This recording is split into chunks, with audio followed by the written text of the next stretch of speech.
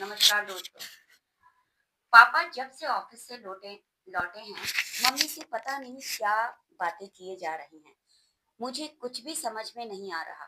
कान लगा तो रही हूँ, पर कुछ पल्ले नहीं पड़ रहा। थोड़ी देर बाद दोनों मेरे कमरे में आए और बोले, पापा के दोस्त हैं ना श्याम अंकल, उन्होंने तुम्हारा हाथ मांगा है अपने बेटे राजीव के लिए। दोनों के चेहरे से हंसी टपक सी पड़ी। राजीव बैंक मैनेजर था। मैंने काफी टाइम से उसे देखा तो नहीं था, पर काफी पुरानी पारिवारिक मित्रता थी दोनों परिवारों में। बातें तो मेरे भी बात तो मेरे भी खुश होने की थी, पर मैं खुश क्यों नहीं हो पा रही थी, कारण भी मैं जानती थी। अपनी बेस्ट फ्रेंड की शादी में जब से उसके भाई को देखा, तब से दिलो दिमाग पर वही छाया हुआ था। उसका भी मुझे बार बार देखना कहीं ना कहीं मुझे बहुत खुशी दे रहा था। सच कहूं तो हमारी जोड़ी जैसे ऊपर से बनकर आई हो, ऐसी जोड़ी थी हमारी। मेरी सहेली भी मुझे चिढ़ाने लगी थी, जल्दी ही तुझे अपनी भाभी बनाकर लाऊंगी, थोड़ा इंतजार कर। मैं तो मन ही मन कल्पनाओं में उसे अपना बना चुकी थी। दिन रात उसी के ख्यालों में गुम रहने लगी थी।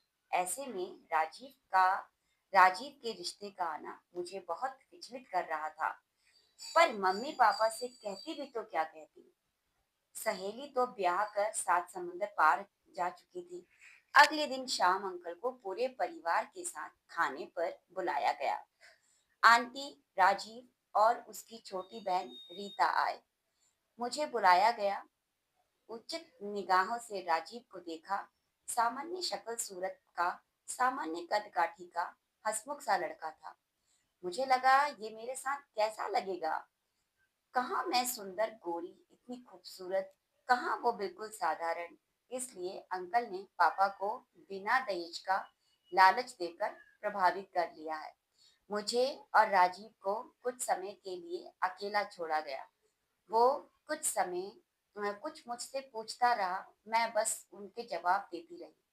वो मेरा संकोच समझता रहा, और मैं सोचती रही कब ये लोग जाएं। मैं बहुत परेशान। सहेली का फोन नंबर भी नहीं होता। होता भी तो क्या बोलती। वक्त निकलने लगा, शादी की तैयारियां होने लगी, और मैं राजीव की दुल्हन बनकर उनके घर आ गई।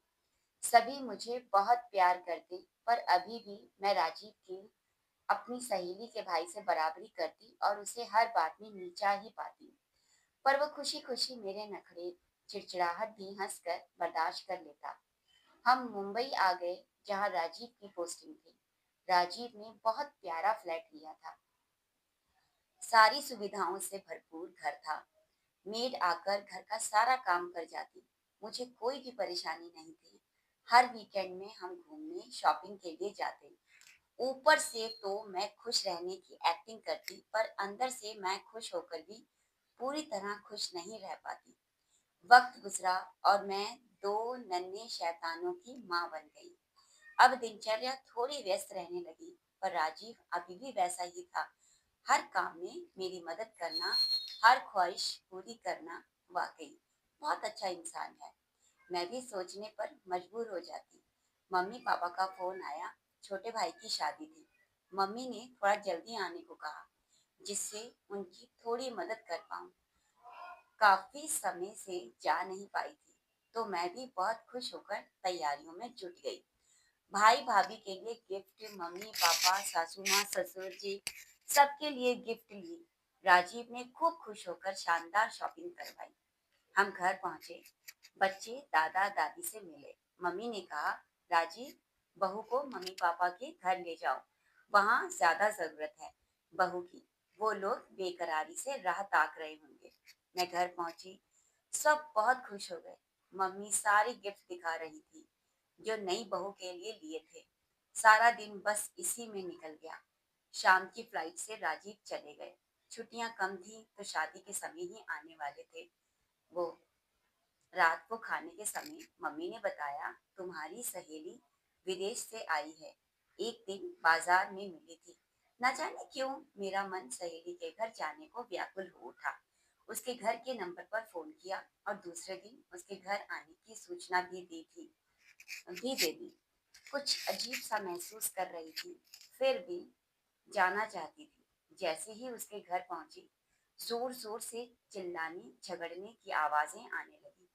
अंदर धीरे से कदम रखा तो देखा सहेली के जिस भाई के लिए मैं दीवानी रही, अपनी खूबसूरत जिंदगी, अपने इतने प्यार करने वाले पति को कमतर समझती रही, वो अपनी बीवी से झगड़ा कर रहा था, माता पिता से बदसलूकी कर रहा था। मुझे देखकर अर्थपूर्ण सी हंसी हंसा। ऊपर से नीचे देखने का इतना गंदा ढंग था कि वहां खड़ा रहना भी मेरे लिए दूभर हो गया। मैं उल्टे पांव अपने घर की तरफ भागी। मुझे अपनी किस्मत पर, अपने पति पर फक्र महसूस हो रहा था। सिर्फ लुक्स, स्मार्टनेस देखना ही काफी नहीं, एक अच्छा इंसान और अच्छी सोच, अच्छा चरित्र होना भी बहुत जरूरी है। ईश्वर के सामने खड़ी अपनी गलतियों की माफी मांग रही हूँ, जिसने मुझे गलत होने से बचाया और राजीव जैसा समझदार पति दिया। तो ये कहानी कहीं ना कहीं मेरी पर्सनल जिंदगी से मेल खाती है कि मेरा कैसे रिश्ता हुआ मेरे पति से। आई थिंक कि शुरू-शुरू में जब आई थिंक कि हमारे टाइम में तो हम लोग की शादियाँ ऐसी ही होती थी कि बिना देखे, मेरी भी ऐसी ही हुई है, बिना देखे, मतलब मम्मी-पापा की पसंद से हुई है। और तो ऐसा ही होता है, हम जिसके साथ हम सिर्फ एक मीटिंग में यस कर देते हैं और उसके बाद पता नहीं वो कैसा होगा, कौन होगा, बस यही एक डाउट रहता है दिमाग के अंदर, जो था मेरे अंदर, जो ये कहानी भी बताती है। आई थिंक इस कहानी से हर लड़की रिलेट करती है, नहीं, हमारे टाइम की। तो आपको आज ये कहानी कैसी लगी? समझदार पति। अगर आपको मेरी ये कहानी अच्छी लगी तो मेरे चैनल को लाइक करें और सब्सक्राइब करें, और ऐसे ही अच्छी अच्छी कहानियाँ सुनने के लिए मेरे चैनल से जुड़ें। और अगर कहानी पसंद आए तो लाइक करें और कमेंट भी करें। बाकी मिलते हैं कल फिर एक नई कहानी के साथ। तब तक के लिए शुभ रात्रि, प्रणाम।